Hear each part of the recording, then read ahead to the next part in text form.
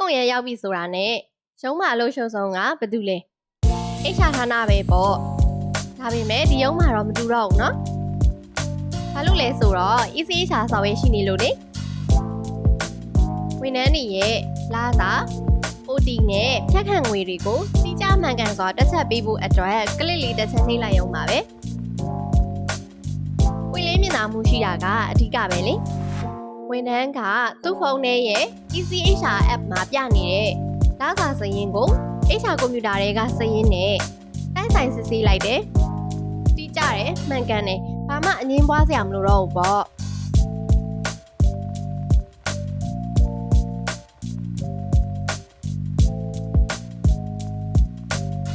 ECH ဆော်ဝဲနေဆိုရင်ညံဆန်နဲ့စိတ်ချရတယ်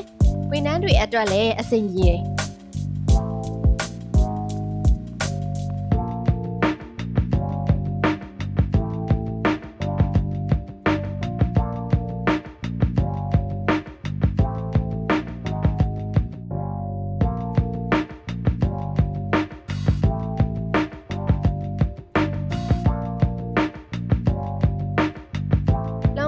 စီမံခန့်ခွဲမှုပုံမကောင်းမှုကို ECH ဆော်ဝဲကိုသာရွေးချယ်လိုက်ပါ